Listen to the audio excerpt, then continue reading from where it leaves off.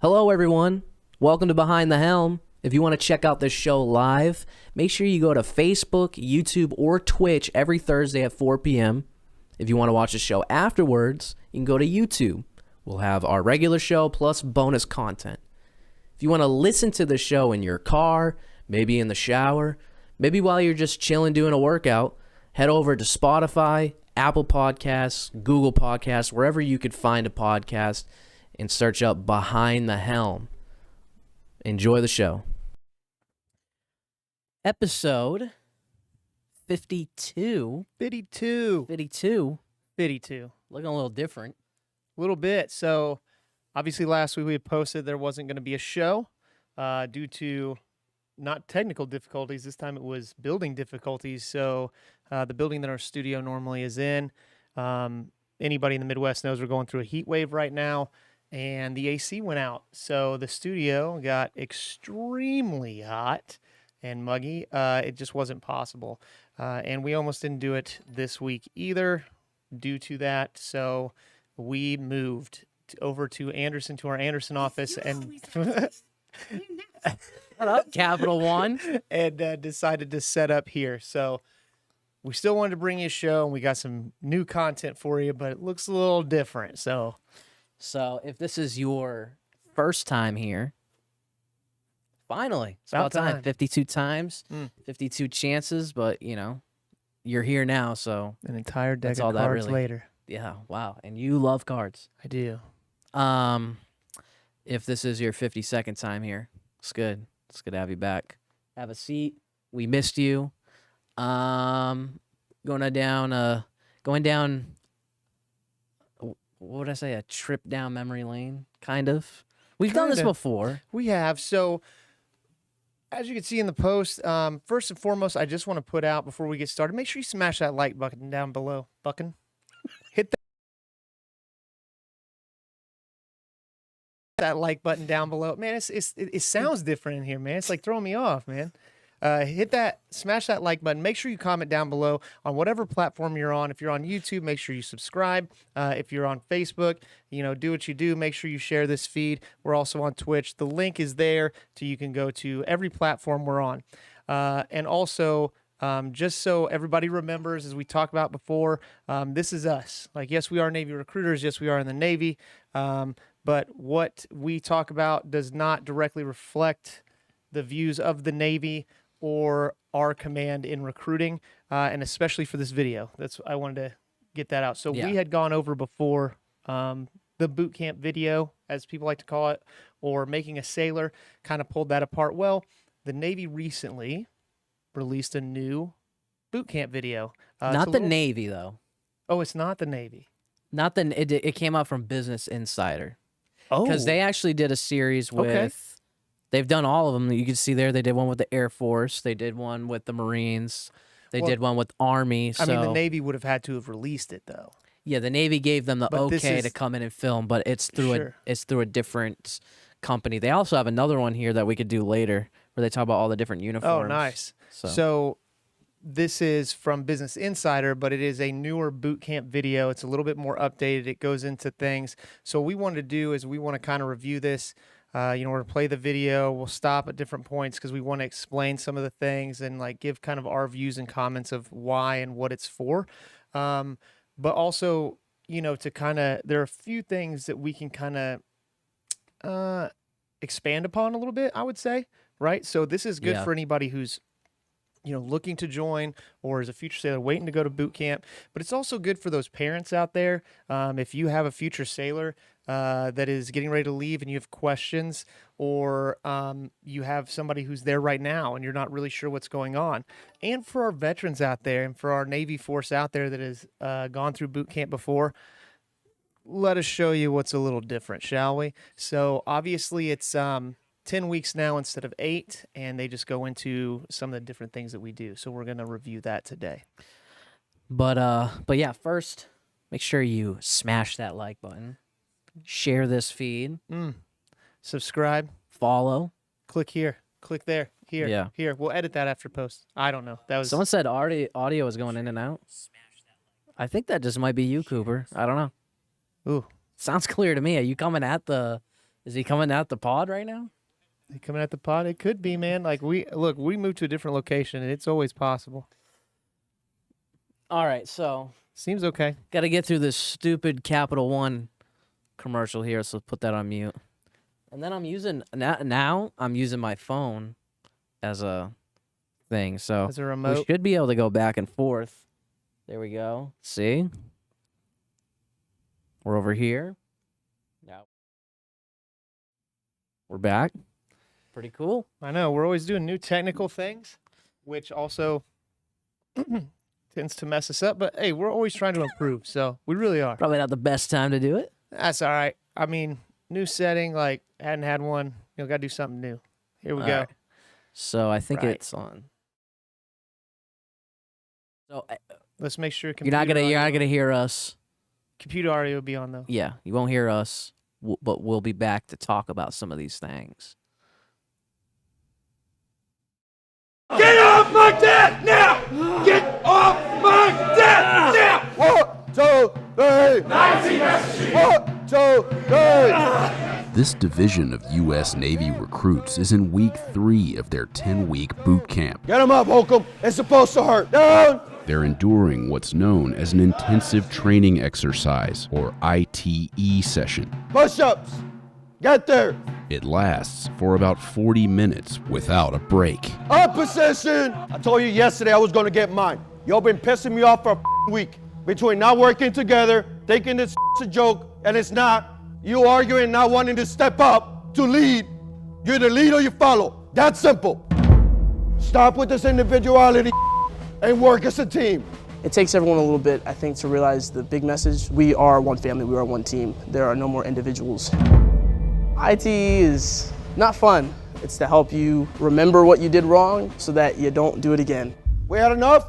Yes, sir. No, the we haven't. This is Navy Boot Camp. Wow, pretty intense there at the beginning. All They right, really, man, they they're- jumped off on that, right? they really started you off in a great place, and They made sure, like they picked, like they made sure it was like a Master Chief too, right? Like yeah, that's was that up there. That's like you an think- E9 RDC. Like that would be horrifying. Like it'd be crazy. So they started you out with an ITE, intensive training exercise. That is not all of boot camp. It does happen. Yeah. We talk about it. I mean, it's kind of one of those things you expect. You see him yelling at him. You see him like the things he's saying, like you don't care, and like it's to get you to drive more as a team and care more than just think about like I'm gonna coast through this. Like, no, you're not. Like, not by yourself. You're not. So Yeah. there's a reason to that madness, but I can't believe it just like starts out. Oh, like yeah. that, that is a terrible height line. that is not a high. That's probably no, because remember you got your sections like this. I don't know. Like, it your port looks- and your starboard sections come in like this, oh, I guess right? you guys can't see what we're saying. You'll see it in a second. See it in a But minute. IT, do you think that's a crucial part of boot camp? Oh, 100%. I think so too. 100%. When they tell you like, hey, you work out, you go and do regular workouts. Like, look, I'll tell you, like I was probably in the best shape of my life before I went to boot camp, working out all the time and stuff, and I still struggled. Like it's the intensity. It's not that it's what you're doing in that moment. You know what I mean? Like, Yeah. hey, I could lift weights, but I'm not used to doing, mountain climbers and 8 Yeah. counts and jumping jacks and doing them intensively, and it just, I mean, it really trims you up, I think. The first one really sets the tone too. So That's true. I think the first one is like, because you don't do it until you're fit for full duty, and then you get to your actual permanent ship, because you're in processing at first, and you go to your ship compartment. It's your barracks. Your It's a barracks. building. We call it ships, getting you used to that naval terminology. For us, they went right at it. It was like immediately when we got there. We didn't, because we were push division. I talked about it before when we went over it, and I was on the drum line, so we had not gotten an ITE yet, and we got ITE'd by somebody at the drill hall. Like, we didn't even know. Nice. And we're with a division that's graduating in 2 weeks, and we just got fit for full duty, so you get used to it. Like, it becomes like a thing. You're just like, let's go. Like, you want to do it, right? Yeah. And that's where they were. So the person doing it, the RDC doing it, like, started ITEing them like harder and harder and harder. And then you see us like it mixed in there with them. Like, we're like, oh gosh, like it was, dude, it was bad. But yeah, by the end of it, you start almost trying to get ITE just to, like, you want to work out more. Yeah. Not everybody. All right. Let's It's going back. there we go. That's the Did one. ya? That's the one we want. Yeah. They can hear us. So wait. Okay, I figured it out. All right, here we go.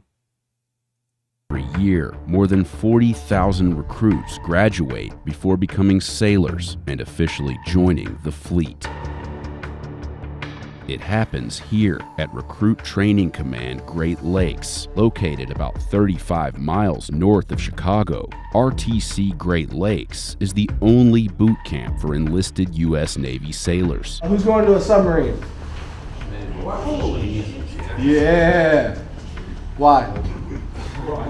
More money? More money? Absolutely, 100%. Base pay for enlisted see no sailors lies. is about $22,000 a year. Sailors commit to actively serve for at least 4 to 6 years, depending on their specialty or rate. There is no special skills required prior to signing that commitment. We were able to take any civilian off the street and transform them into a smartly disciplined, physically fit, basically trained sailor. Boot camp begins with the night of arrival. Let's go! Hurry up! Hurry up! Hurry up! Hurry up! Hurry up! Let's go! Let's go! Let's go! Let's go! Let's go! Buses driving from O'Hare Airport bring about 100 new recruits to the Recruit In Processing Facility. Let's go! We want to put them in a stressful environment to show them that even though it might be stressful for them, they can get through it. You're moving too slow! And then it kind of like sets the tone for the rest of training. What the are you looking at, guy? Where did I tell you to look? Where? Where did I tell you to look? Welcome to Recruit Training Command. I'm Chief Walters. I'll be one of your facilitators this evening. When I tell you to, you will remove your cell phone. You're going to call home, call your parents, call your recruiter, I don't care who, but you're going to let them know that you arrived here safely. You have 1 minute, go.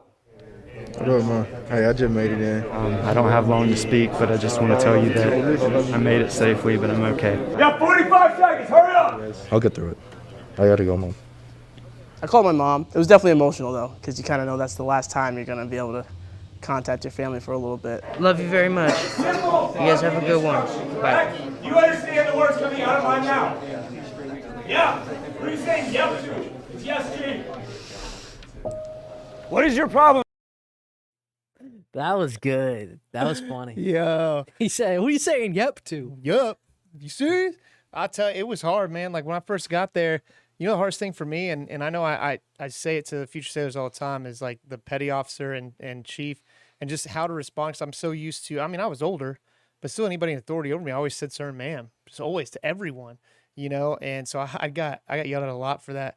But, this is a good point here. Like, it showed that they just got there, and they have, he straight up says, I don't care who you call your family, you're going to call somebody and tell them you are here and safe. Yep. Someone needs to know. Yeah, they genuinely do care. Like, it doesn't seem like they said, they're putting you in a stressful environment to shake you up, right? See how you're going to operate under that stress, under that pressure, make you think quicker, without just snap decisions and getting military bearing and the vocabulary, like, in the background you hear him somebody says something, he said, "Yup." Who you saying "yup" to? Like He's like, yes, chief. yeah, because like I mean, even now, like even out in the fleet, like when you're talking to somebody above you, wouldn't say "yup."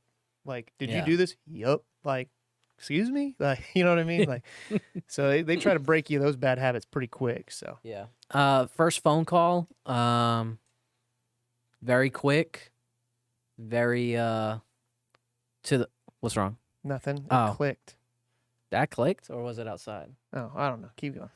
But first phone call, pretty stressful phone call, because it's just like under fire. Everyone else is making their calls, and you're hoping that they pick up. You told them like be ready, but my mom picked up, and she, of course, wanted to keep talking, and I'm like, I can't talk anymore, so gotta go. I think I called my mom that night, and I was all good actually, and even calling like I was fine. But then it was like when I was on the phone, like I actually kind of got a little choked up. I don't even know why. Like, you know what I mean? Like, because it's like you're stressed out. Like they were saying, it's a little emotional. Like it was weird, But then after that, it's like, let's go. Guy, what is your problem? Why are you moving so slow? You're on my time now, not your time. Hurry up! It was brutal, I won't lie. It was a culture shock. You are learning pretty much how to be a new human. You do not know what the you're supposed to be doing at any given time. You will stand at attention until told to do otherwise. At no point in time will you look a staff member in the eyes. That's rude and disrespectful, and that's the quickest way to piss us off. Is that understood? Yes, Chief. How about some motivation? Is that understood? Yes, Chief. If anyone's gonna join any military branch and you are offended by cussing, it's beeping out the regular ones. It's like you could say it's not because this ain't even R-rated. It's like PG-13. Certain things like it's gonna happen. It is to stress you. It is to but like the just one more thing on that, because otherwise this video will take forever. But the fact that he was talking about how you don't look a staff member in the eye. That was tough for me too. Like when you're standing at attention, you're supposed to look straight ahead. You don't look at them. I was raised, and he said it's rude. I was raised it's rude to not look at somebody when they talk to you. Like, you know what I'm saying? So that was also really hard and be very hard for people to understand. Like when you're at attention, you're staring straight ahead. Like 1,000 yard stare. You're supposed to be looking through them. Like the way they say is like look through everything at the wall. Like I'm looking at the wall. Don't shift your eyes towards me because it can be, threatening or disrespectful. That's just a different thing. And I think that's just so much on purpose too, to get you to break out of your own mold, Make sure you smash that like button. Comment down below what was your scariest moment of your first night if you were in, no matter what branch, that when you first got there, what were you like, did this really just happen? Put it down below. We want to see it. Recruits receive their ditty bags. Hey, hurry up. Let's go. Get your socks off my table. Let's go. Which hold their different uniforms, hygiene products, and basic items they'll need for boot camp. Hurry up. Go, go, go, go, go, go, go, go, go. Recruits must provide urine samples to make sure they have no drugs in their systems. Those who can't immediately provide a sample are ordered to hydrate until they can. Although male and female recruits sleep in different compartments, some train in gender-integrated divisions. After being assigned to divisions, recruits wait to meet their recruit division commanders, or RDCs. Get the up! Let's go! Turn around! Back the up! Signified by their red shoulder cords, these RDCs will be with the division until they graduate from boot camp. Did we say you could talk? They want to be here to be sailors. So that's our job, to train them, to help them get there. Why are we so slow? Hey, isn't he taller than you? Yes, Chief. No, Chief. Aye, Chief. We're not their friends. We're here to make them sailors. Why are you looking at recruit? Do I owe you anything? You want them to be uncomfortable, right? You want to get them out of their comfort zone. Bootcamp is hard, but when you go out to the fleet, if you make a mistake, you're going to kill somebody, right? Now it's lives are at stake. So we want them to understand that the bigger picture. Male recruits have to shave their heads. Female recruits can pull their hair back in a bun or wear it down as long as it does not extend below the back of the collar. The new recruits pay their first visit to the galley, where they eat in silence and stare straight ahead until they're dismissed. Table 8, get up and get out! They'll need their strength for their first test of boot camp. Come on, push it up. An initial physical. The food, pretty good. I didn't think it was bad. Some people say it was bad. There's like full salad bar. I mean, don't eat the cookies. Like that's a trap. Don't do that. Pay for that. But I thought the food was good. You are not supposed to talk. No. And it's talked about how they have to sit there until they're dismissed. Look, you got a lot to do. You're busy. Like people don't realize, like you're busy at boot camp. It's like from time you wake up to the time you go to sleep, you don't have you're going to eat fast and you're going to leave. Like you're not going to sit there for 30 minutes and stare at a wall. Like, trust me, like you might not even quite be done yet. Like honestly, you're just going to be happy that you're able to do that. Yeah. It's my time Especially to at just sit first. there and just eat and Yeah, you know, calm down for a second. You don't want to talk to people around you anyway till like later in boot camp. Like you're just trying to get done anyway. So yeah.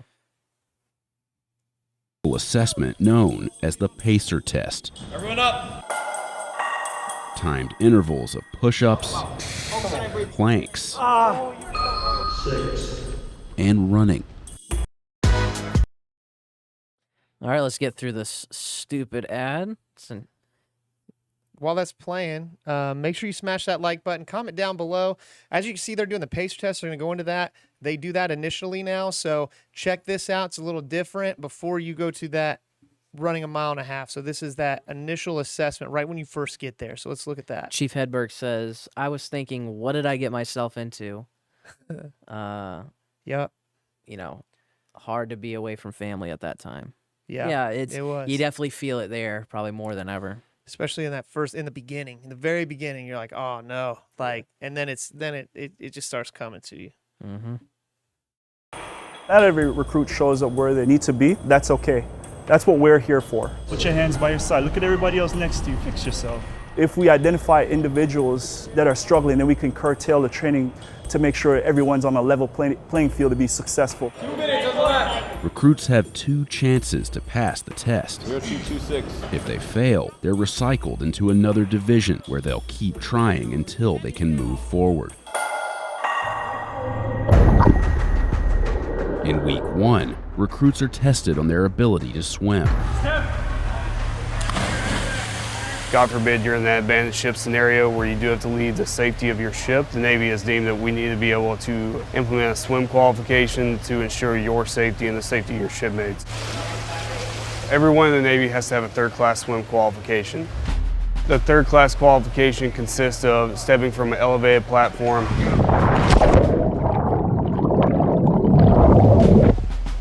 surfacing unassisted, swimming 50 yards, then doing a 5-minute prone on your front, known as a prone float, or on your back, known as a supine float. I knew it's the Navy, you're gonna need to know how to swim a little bit. I had swam before, but I had never jumped off a diving board. Hitting the water, you're like, whoa, I wasn't expecting that. It's a shock. But not all recruits are ready to take the leap. Some have to be pulled from the water during the test and sent to remedial swimming, where they learn the basics of being comfortable in the water. We're just asking you to try to actually calm yourself down and realize that the water's not going to drag you under. You know, you have to cooperate with it. We have a 99.97% pass rate. We have a higher pass rate for recruits that can't swim than the Navy has of making civilians into sailors. It was a good stopping point, I think. Yeah. To just talk. So for real, you wouldn't think that. You'd think like Navy, anybody think of Navy, like water, like you got to know how to swim. Not true. You know, and I know I've talked to people like, well, I don't really know how to swim, so I can't join the Navy. Also not true. I thought that when I went in, literally in my boot camp division, there were three people that had to go to the remedial, like I don't mean like that one girl where they show where he's like step and just like shoved her, which was great. It was like they could not go out. They literally said, I will drown. Like they did not know how to swim. So they did the remedial, but all 3 of them graduated boot camp with us. They taught them how to swim there. Yeah. You know, it was a little extra time in the pool, you know, a little bit extra for them, but why do you think he pushed her in? Do you think basically she was like, well, it looked like she was about to leave And then she probably was and then like, she stepped up, because I remember when I was up on the platform, they say step and you're just supposed to put your foot out, and they push you yeah, because you got to get over the. over, but it looked like That looked like he a said legit. step, and then she kind of freaked as he, you know what I mean? Like that's Yeah. what they don't take somebody who says I can't swim and throw them off that platform. And as you could see when it first showed the pool, there were 4 or 5, rescue swimmers basically in the, like, not up on a they're in the water. Like there is no way that anybody's gonna let you drown. So they added, I don't think they're gonna show it obviously, but they added like we were talking about it, like the lifeboat training. I didn't get to do that. You didn't. A lot of recruits now say like after you do the initial, you get to put on like the K-Pock. Yeah. And like do the attach up to each other and get in the inflatable, like, and they said like that was actually, it was pretty fun. So, I don't think they're gonna show that. So we're gonna roll into what's called Marlin Spiker basic seamanship. You know what's about to get real. It's Marlin Spike. Marlin Spike. It's like the first major team building event where you're like, yeah, I'm a sailor. Let's see it. During week 3, recruits report to the Marlin Spike trainer, where they get their first taste of what it's like to be aboard a Navy ship. Hand over hand, positive control. Y'all literally just did this. What is the problem? Figure 8, 1 figure 8 at a time. Once they do get to us, there's that nervousness. They don't know anything about a ship. It's scary. It's a big old vessel in the water, right? Remove the bird's nest. We teach them about how to communicate on a ship, how to tie a knot, transitioning them to be a sailor. This walkthrough, that was the easy part. Now the pressure's on. You up, you up. Each recruit is assigned a role that corresponds to a real member of a ship's crew, Make all preparations for getting underway. with the objectives of getting a ship underway and bringing it safely into port. Make all preparations for entering port. So at the bridge at the very top, you have the boatswain's mate, and then we have our bridge phone talker. Mine's 3 and 4. Singled up, bridge eye. They're gonna be having comms with the other 3 phone talking stations down on the actual ship. Attention on deck, attention on pier. And the petty officers in charge relay that message to the line captains. Fake down line going inboard. Fake down line going inboard. Line captains have that script saying, single up all lines, take in all lines. Double up all lines high. Who the is talking? It's loud, it's chaotic, it's hectic. Because when they're on the actual ship, when they have actual waves moving that ship, they need to be calm, cool, and collected and resort back to their training. When I say prepare heaving line for heaving, that's when he comes over here. You're gonna hold this so he can tie the knot. It's all about communication as well as following all the safety precautions. Anything that can get you injured, you need to make sure you're aware of what that is, make sure your teammates aren't doing it either. Watch your feet, watch your feet, watch your feet. Just standing there, they can be injured. Somebody can go overboard. Somebody can trip up on a line. Take it from myself because I've eaten complete crap before, like falling on the deck of a ship, and it's not fun. 1, 2, 3. Remove figure 8s and round turn. Take figure 8s off and then round turn. Move to safety zone. But seamanship starts in the classroom. What's advance mean? Stop. Okay, next. What's next? Single up all lines. Forecastle eye. Alright. All stations, single up all lines. All stations, bridge. All stations, bridge, single up all lines. Single up all. Single up all lines. It's like speaking a different language. You got to get the hang of it. It helps that everyone else is doing it with you, so the more you hear it, it's all around you. Eventually, you won't even think about it. Just tell him the message. Bridge, single up all lines. It's Barney style. We break it down Barney style. Barney like the dinosaur? Yes, pretty much. Single up all lines, aye. Perfect, just like that. So legit, Marlin Spike, like what they're talking about, and we were just talking about it. So we've talked about before how you were on an aircraft carrier. I was on a destroyer. And being in engineering, though, none of our engineers really were on line handlers because you guys are actually, I don't think people realize how much is going on when a ship's coming in, like how much you guys are prepping to pull in, pull out. Yeah, there's a lot going on. But I will tell you, and on a carrier, I'm not too familiar, but I can tell you on a destroyer, pretty much everybody gets involved in line handling. Like, I'm an Aegis FC. Like I have I work in electronics and stuff like that. we had our own line, our CF division line on aft. We were line 4. And, I worked my way up to be line POIC, where I was given the calls and stuff. And they weren't kidding, like, when they said that it can be dangerous. It's true. You're talking about lines moving. You're talking about you're being pushed in by tugs, stuff like that, but sometimes overseas. Like when we went down to New Orleans, the current's very fast. So you have to be paying attention, and there'll be tension on those lines very quickly. So you have to make sure, especially as a POIC, that you're being cognizant, because sometimes people will see something and try to react when they shouldn't. You don't go anywhere where a line could trap you. You don't put your hand on, like, it's all for safety, because there's a lot that could happen. And especially when we go overseas, because the tugs that pull us in don't use the type of ropes we do, so they're more elastic. And where ours are Kevlar, and when they separate, they drop. The ones that they use overseas are the type that when they separate, like, they snap back, and it can whip and, like, really injure you. Oh, wow. So being cognizant of those things and watching, like, seamanship is very important. And it really can, like, if you're not paying attention, it is allowed. There's a lot going on, a lot of orders. So it's an important evolution. I think it's one of the fun ones. Yeah. That you do in boot Yeah, camp. I think it's extremely important. It's definitely the one where you really start to figure out who's who. And Right. And they said week 3. So you haven't been there very long. Like, you're still kind of getting the hang of things. So it's kind of the first, like, major evolution together. So then you're like, yeah, we're a team now. We're cool. We're cool. But then they're going to show you that you're not. Yeah, pretty much.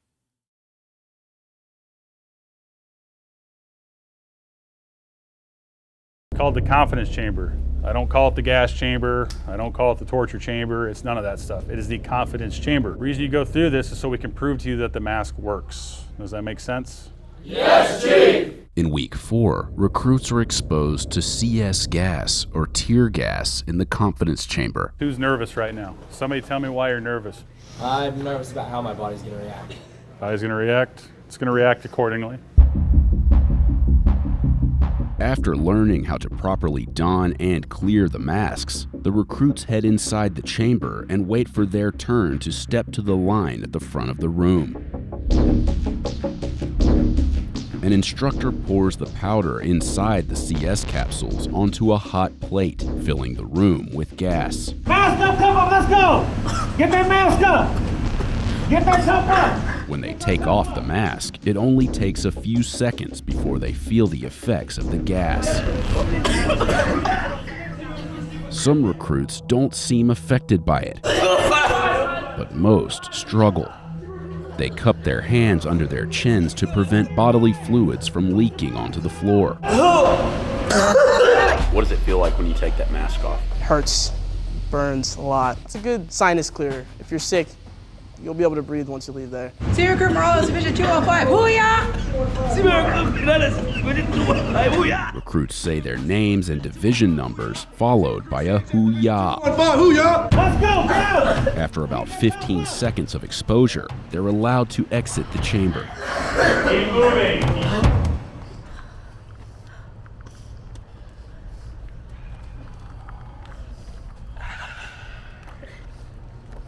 It definitely wasn't fun. Definitely wouldn't, sign up to do it again, but it wasn't as bad as I thought it was gonna be. Hoo-yah, easy day. Yeoman, where y'all at? Where my man yeoman at? Man yeoman? Later in week 4, Man. Dude, that's awesome. Confidence chamber isn't bad. I know there were a few that have gone through because they didn't do it. So, I know every branch has their own gas chamber, confidence chamber type thing. Smash that like button if you've done that. Make sure to subscribe, share this feed, and tell me what your experience was. Because he kind of said, like you said, that one guy killed it, and they said, like, some people seem like they're not affected by it. Like, we had a guy that was like a 2-pack-a-day smoker before he came. I don't think it had anything to do with it, but it didn't affect him. Like, he took a breath after every word, and they made him stand over the plate. Like, it was wild. But yeah, some people just aren't affected. Yeah. I mean, it did. It cleared out my sinuses, man. Like, it showed, like, they were, it showed it, like, for real. You will breathe the clearest you've ever have there for that next day. And it was hilarious. It's definitely really funny. You want to be like one of the first in line, because you're first out. Yeah, And you then watch you get everybody to else see come out. everyone else come out, and it's so funny. And it is quick. It doesn't take long. Like it's not like that chief was saying. It's not the torture chamber. It's not the gas chamber. Like it's confidence chamber. You have to have the confidence to do it, get in, get out. You know, and it's just how does it affect you? It's to show you like if you're exposed to that you can communicate, you can move. That you know it's working. Yeah. You know the difference And the between it mask. working and not working. The mask, you know the seal, you know that it's there. So because you work on it before, like, oh, that's a proper seal. Like you know, like or you can feel it leaking you by can your feel it face. leaking. But when you're in there, you definitely know when it's working or not. Because there were some people where they were already getting it because their seal was not good. I think the next part that we're getting ready to watch is important too, because we bring it up all the time. Like me being a fire controlman, and people say like, "Oh, you fight fires?" Like, oh, you control? Well, I mean, what are you like an no. avatar or something? Yeah, like I'm a firebender. But everybody on the ship learns firefighting. It's a big thing, and there's been major casualties in the Navy that because of the training that we give to every sailor is the reason that less lives were lost and ships weren't lost. So when you're in training here, you actually do fight, not out of, they're controlled fires. Nice. Yeah, we got to put on I forgot. Put on the paradise scene.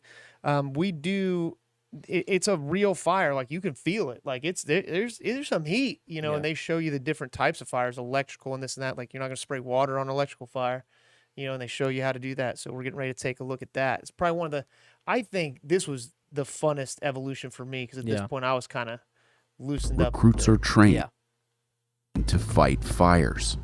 You never know when a simple fire will break out on board the ship. Any sailor needs to be ready to combat that fire to save the ship, aircraft, submarine, you name it.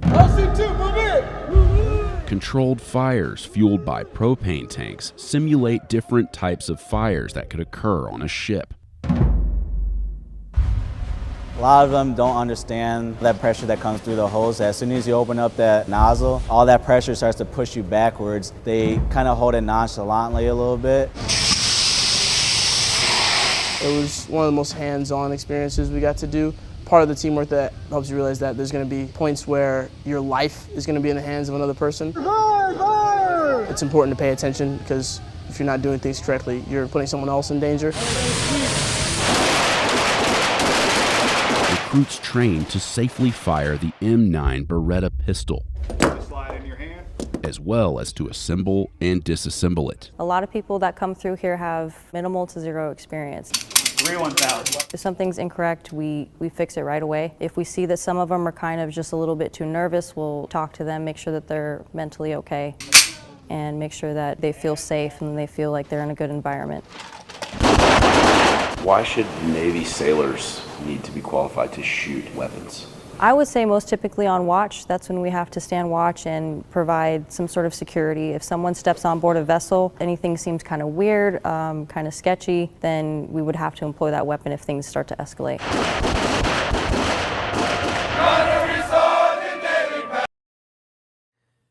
They did that one quick. Yeah. So can we be heard now? Yeah. Oh, okay. Yeah, so the two things there, I mean, they did the firefighting really quick. Firefighting's good. And then live fire's, it's a little, live fire is stressful because you got to remember you're recruits right now and they're not really taking any chances. You do have a live weapon in your hand. It is an M9 pistol. Little, I don't want to say easier to do something wrong than with a rifle, but less noticeable, right? Yeah. I am a small arms marksmanship instructor. I'm a SAMI, so that GM2 is a SAMI.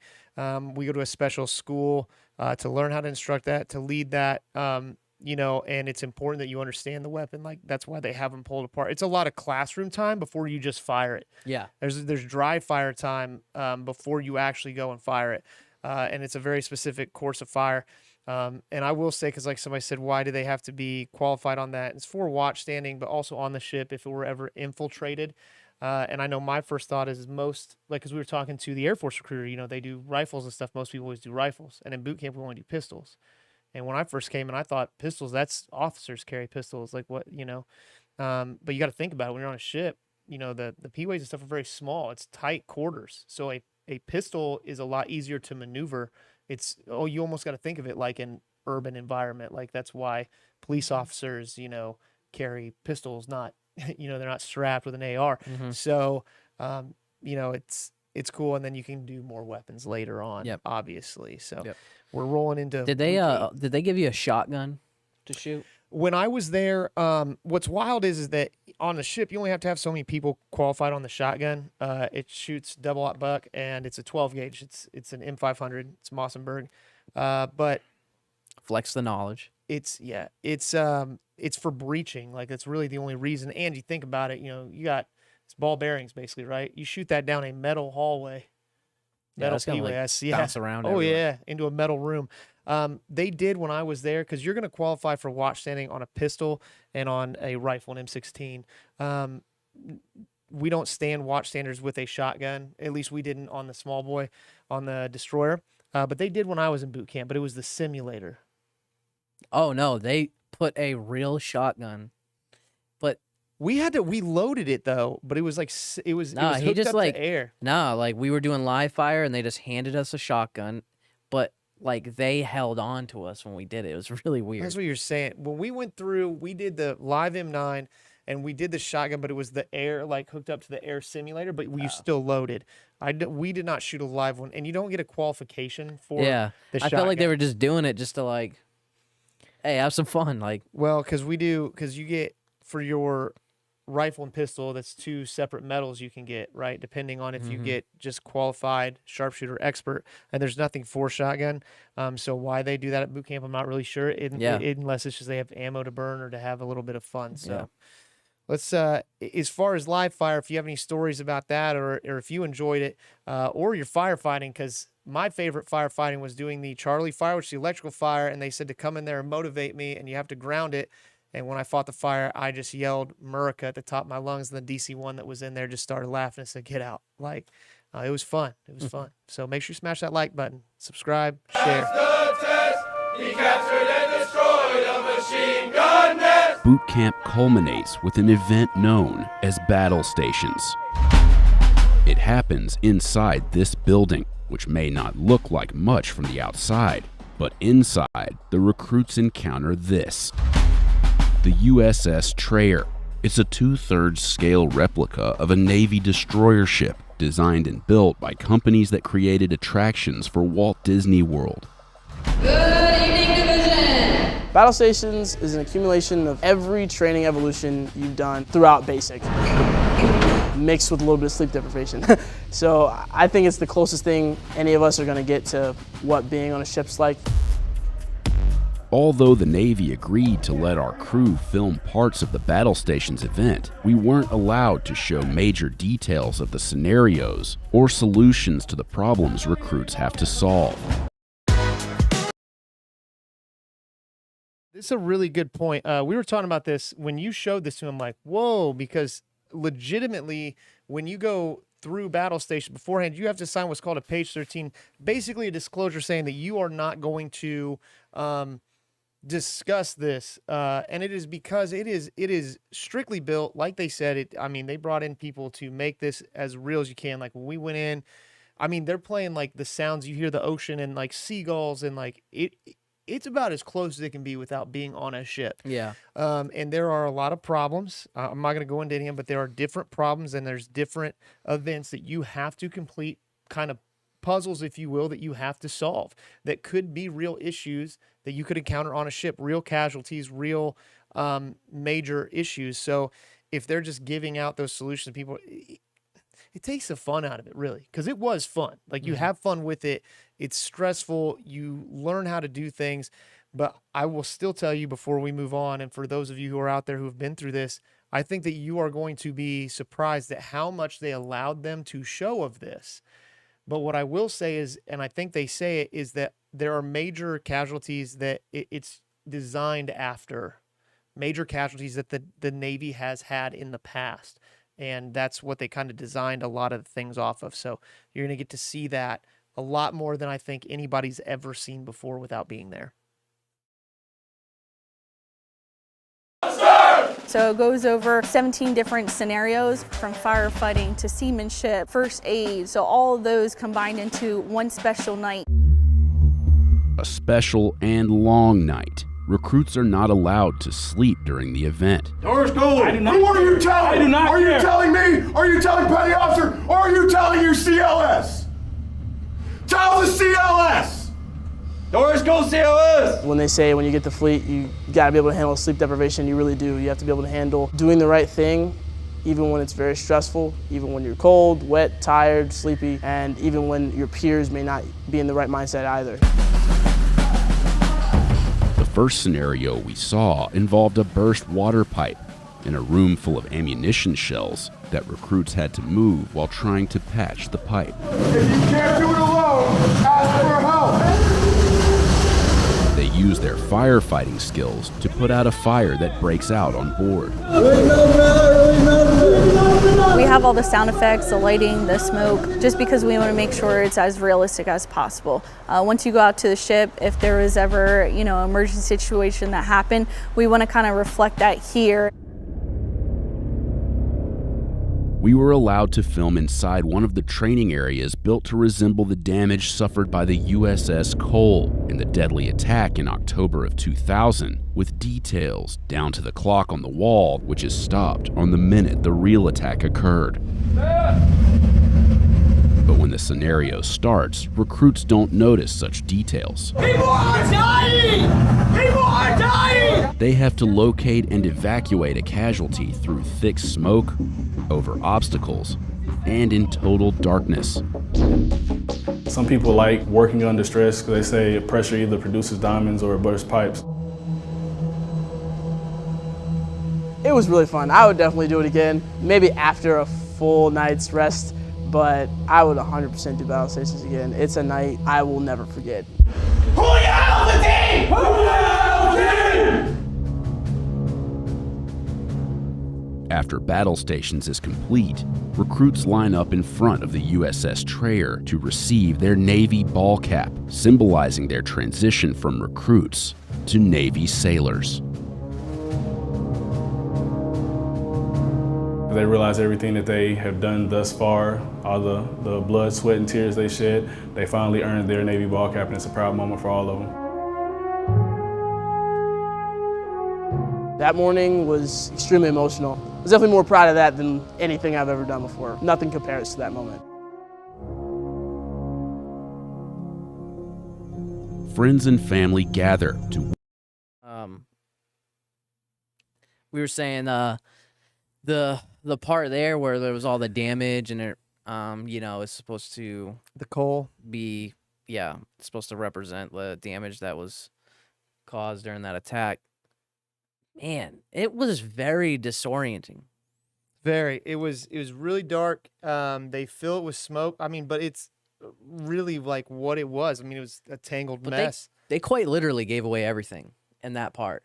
That to me, a little bit. That is the most intense part of the entire evolution. Was that because I don't remember a lot. I mean, I remember a lot of the other stuff, and we won't go into it. Yeah, we won't go into it. We did sign on page 13, but not Business Insider. Yeah, but that was not. That was probably one of the most memorable, and not even realizing at the time that it was a USS Cole, and then later, obviously, I served on the Cole, but.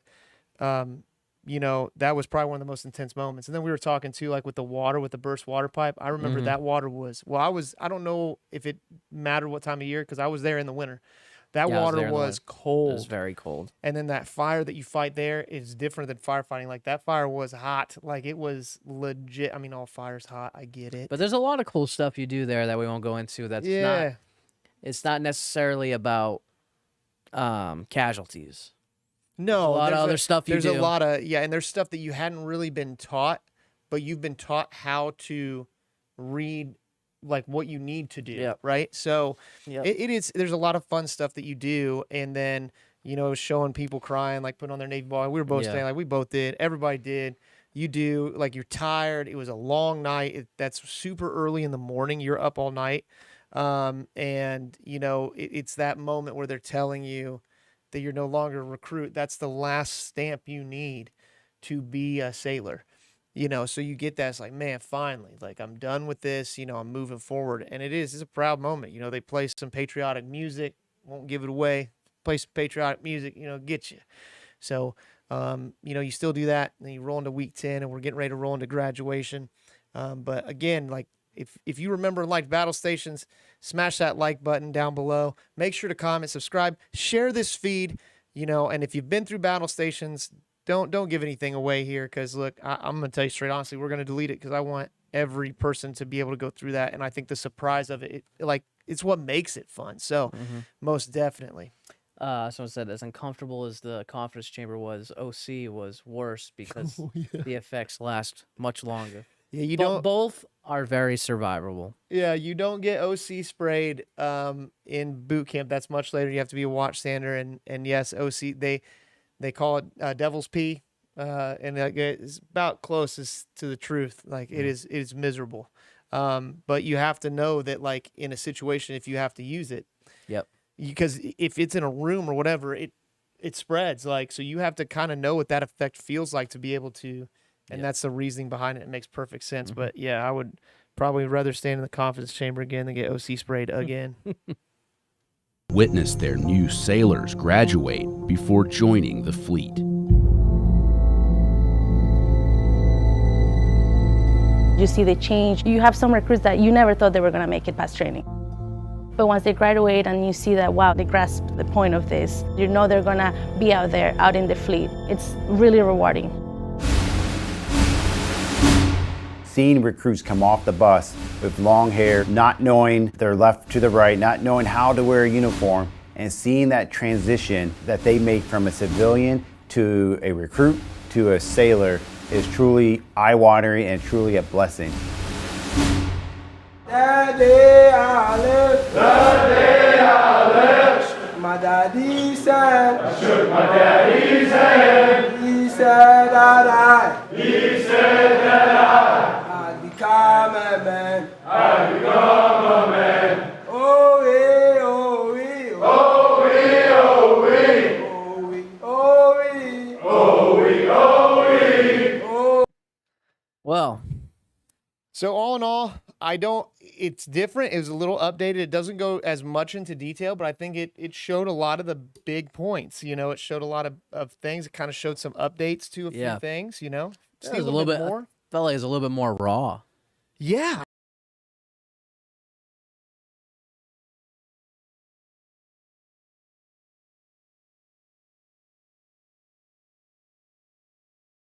And I'm like, okay. Yeah. The real intensity of the IET, and it's on purpose. And as you go, it's like, oh man, I'm getting it. No, like these RDCs, like we have to go to they go to a special school for that. Like they basically go back to boot camp themselves at about 3 times the intensity. Oh yeah. From what I've been told, like it's, they go through it, and bless them, man. I don't know. I'd want that job. We were just talking about it, because your RDCs, they come in, they wake you up. You know what I mean? They put you to bed. So they're leaving after you, and they're not living on base, and then they're coming in to wake you up. So, I think that's rough. I think my mic has been like different the whole time. Oh, what do you mean? Because I had this. Was it in mono or something? Like that, and yeah. Maybe that's why. Mine's gonna sound way different. Well, but whatever. That's what happens when we got to move, because I think I actually.